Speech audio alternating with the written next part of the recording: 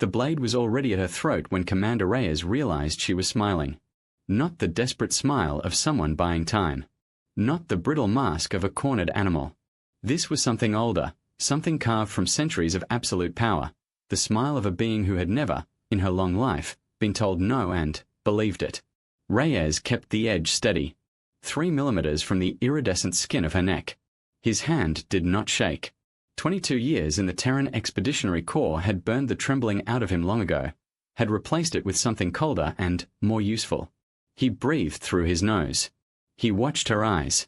They were gold. Not the pale amber of a human with unusual genetics.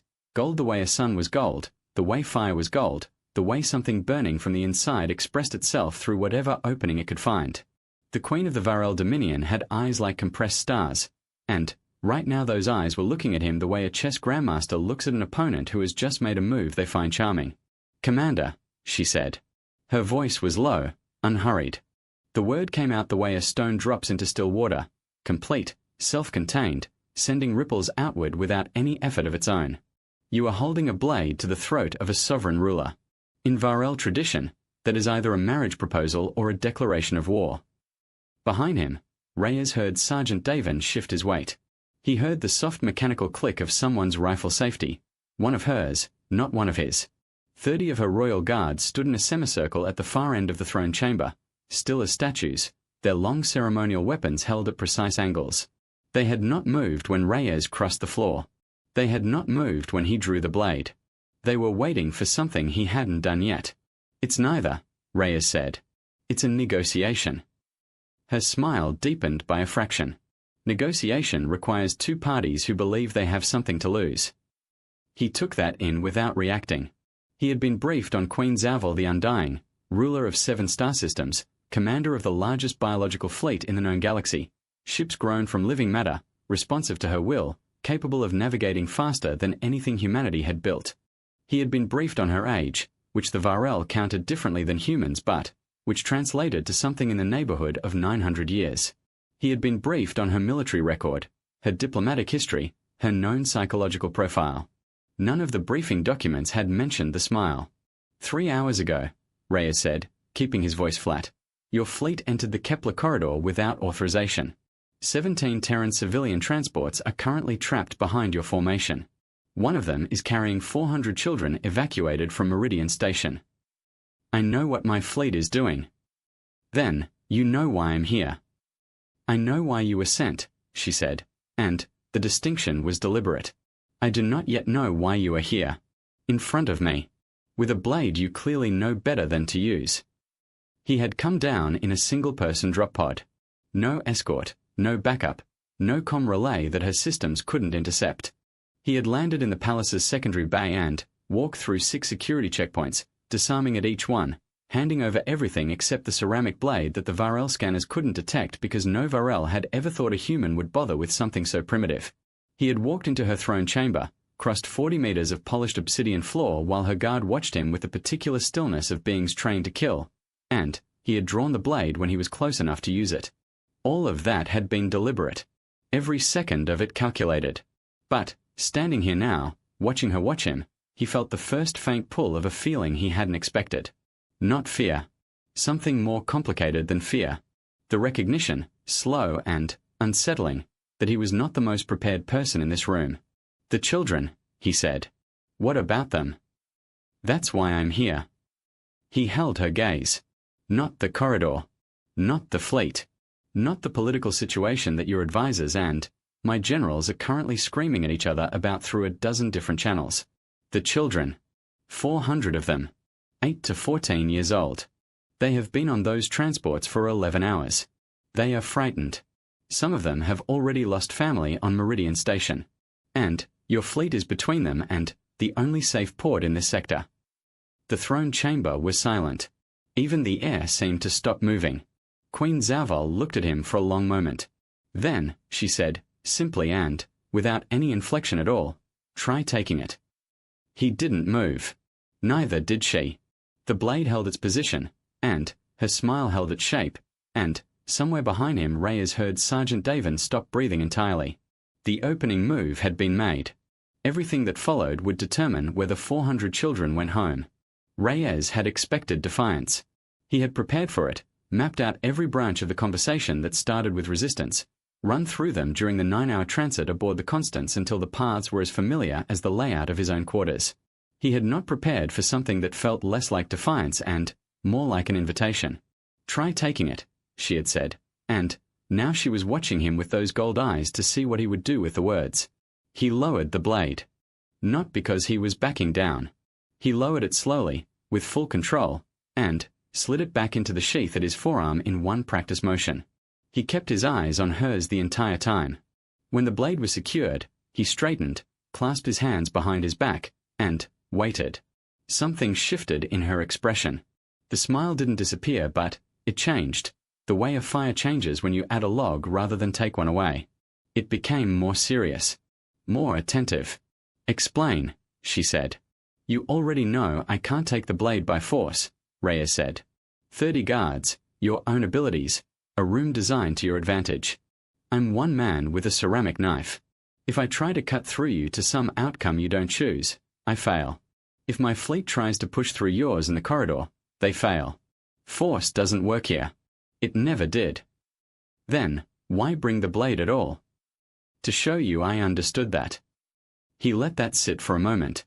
I needed you to see that I came here knowing I couldn't win by fighting.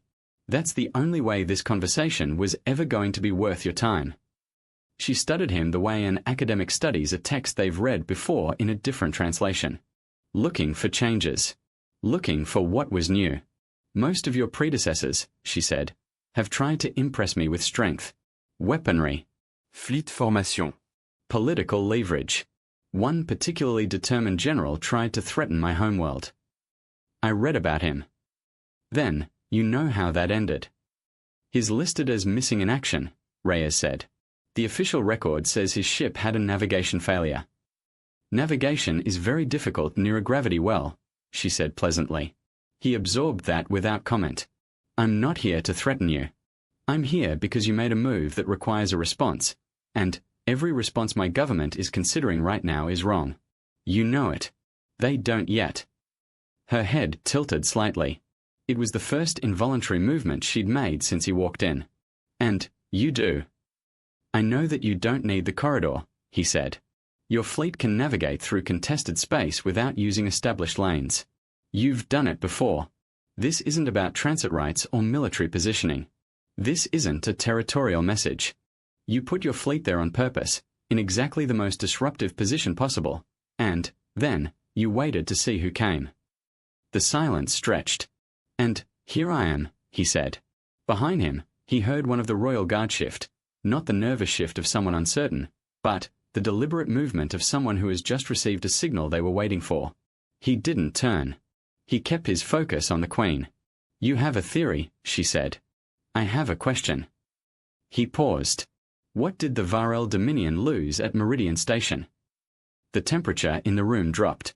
He felt it physically, not a change in the air systems, but something emanating from her, from the quality of her stillness. She had been still before. Now she was a different kind of still. The kind that preceded earthquakes. That information, she said slowly, is not in any of your briefing documents. No. Then, how? Because the Meridian Station incident happened 3 weeks ago and your fleet entered the corridor 11 days ago, he said. Your advisors will tell my generals that the timing is coincidental. My analysts already believe them because they're looking at military strategy.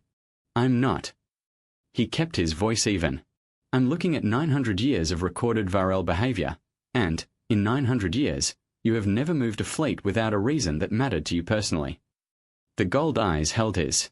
He did not look away. You lost someone at Meridian, he said. Someone who was on one of those civilian transports.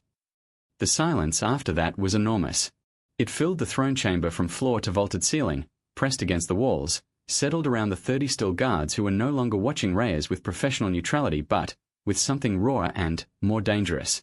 Queen Zauval did not confirm it. She did not deny it.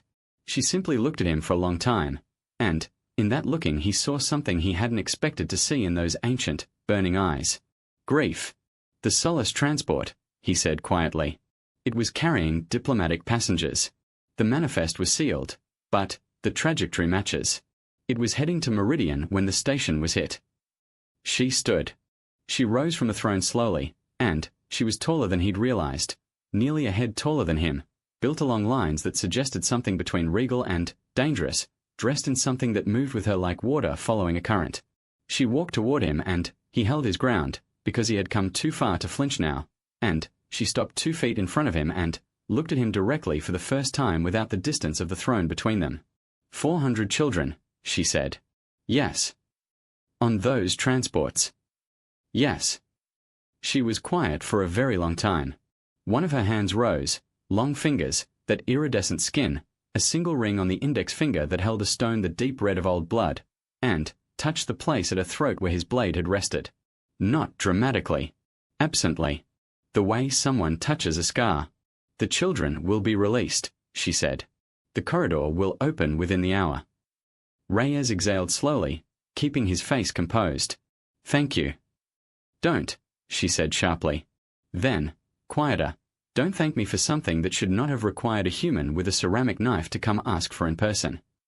He nodded. Understood. She turned back toward her throne, then stopped without facing him. The one we lost on the Solace, she said. Her name was Vira. She was my granddaughter's daughter. She was studying human architecture. She was 26 years old by our reckoning. A pause. She had your eyes. That particular shade of determined brown. Reyes said nothing. There was nothing adequate to say. He stood in the silence of it and let it be what it was. Commander. She turned back to him one last time. You knew I would open the corridor before you walked into this room. I hoped, he said honestly. But you brought the blade anyway. The blade was never the point. Her gold eyes held his for a moment longer. Then she sat back on her throne, and the audience was over, and somewhere in the corridor of stars between her fleet and the Terran port, 400 frightened children were about to go home. The Constance was waiting 12,000 kilometers off the Pallas moon when Reyes' drop pod broke atmosphere. He docked in silence, and Sergeant Davin was standing at the bay door with a mug of black coffee and an expression that suggested he had questions he was choosing not to ask. Reyes took the coffee. They walked together toward the bridge without speaking. The corridor was already showing movement on the tactical display. Varel ships, massive, organic, alive in ways that still unsettled human engineers when they studied the sensor data, were shifting out of formation. The lane was opening like a hand unclenching. Slow, deliberate, and absolute. Captain Yuan was at the forward console. She turned when Reyes entered, looked him over once for injuries, found none, and returned her attention to the display. That was why he trusted her. The civilian transports are being hailed, she said. They're asking for confirmation that the lane is clear. Confirm it, Reyes said. She relayed the order. On the long-range feed, the icons representing the transports began to move, cautious at first, then, with the growing confidence of people who have been afraid for a very long time and have finally been given permission to stop. Davin pulled up the transport manifests on the secondary screen. The Kepler's Promise, the Adriatic, the New Morning, the Sunward Bound. He stopped when he reached the passenger list for the New Morning and went quiet. What? Reyes asked. Davin turned the screen so he could see it. The manifest was standard. Names, ages, evacuation origin. He scanned it and found what Davin had found. Near the bottom, listed simply under unaccompanied minors, was a name. Vira Sul. Age, 14. Species, Varel. Reyes looked at it for a long time. Then, he looked at Davin, who was wearing the expression of a man trying to understand something that wasn't quite assembling itself correctly. The Queen knew, Davin said slowly. She knew the child was on one of those transports the whole time. Yes. Then, why? Because she needed to know if we knew. Reyes set his coffee down. She needed to know if we'd come. Not with a fleet. Not with a threat. Whether someone would come personally, without backup, and ask. Davin stared at the manifest. She was testing us. She was deciding, Reyes said, whether humans were worth having as something other than an opponent. The bridge was quiet except for the soft sounds of navigation and the distant hum of the ship's drives. On the forward display, the transport icons were moving steadily now, past the dissolving Varel Formation, toward the port. Toward safety. The smallest icon, the New Morning, was moving with the others. On board that ship, 14-year-old Vira Sewell was going somewhere. Reyes didn't know where. Back to Varel space, probably, to her grandmother's grandmother who had placed a fleet between a child and a destination to see what humanity would do about it. Or somewhere else entirely. Somewhere she had chosen. Captain Yuan spoke without turning. "We are getting a signal from the palace. Text only." "Read it." She paused. "Then, it says, the blade was never the point. Neither was the test." Zed, the bridge, held its silence for a moment. Then, Yuan turned to look at him. "What does that mean?" Reyes picked up his coffee. He looked at the display where 400 children were crossing towards safety through a gap that an ancient queen had chosen to open, for reasons that were hers alone, in a language that had nothing to do with treaties or military doctrine or the formal mechanisms of interstellar diplomacy. "It means we passed," he said. Yuan turned back to her console. Davin closed the manifest. The Constance held her position and watched the corridor clear, star by star and ship by ship, until the last transport was through and the Varel fleet began its slow withdrawal into deep space. Somewhere in that darkness, 900 years of calculated patience was making a new calculation. Reyes finished his coffee. He thought about a young woman studying human architecture. He thought about gold eyes and a smile that had never been afraid of anything. He thought about what it meant that the most powerful being in 7 star systems had needed to see, not strength, but whether someone would come, alone, unarmed in any way that mattered, carrying nothing but the willingness to ask. He set the empty mug down. "Get me a direct channel to Admiral Hess," he said. "And someone find me the complete file on Varel diplomatic history. Everything. Starting from the beginning." Davin raised an eyebrow. "Planning a follow-up visit." "Planning to understand who we are dealing with," Reyes said, "before we say something irreversible." The Constance swung onto her return heading. The corridor behind them was empty now, clean and open and quiet, the way a battlefield goes quiet after the moment of decision has passed and everyone is still figuring out what it means. In the throne room of the Varel Palace, a queen sat with a ring of deep red on her finger and a message she had not sent yet, one she was still composing, in the careful way that only very old beings understand how to compose things that are meant to last. She was deciding whether to begin it with a name or a title. She decided on neither.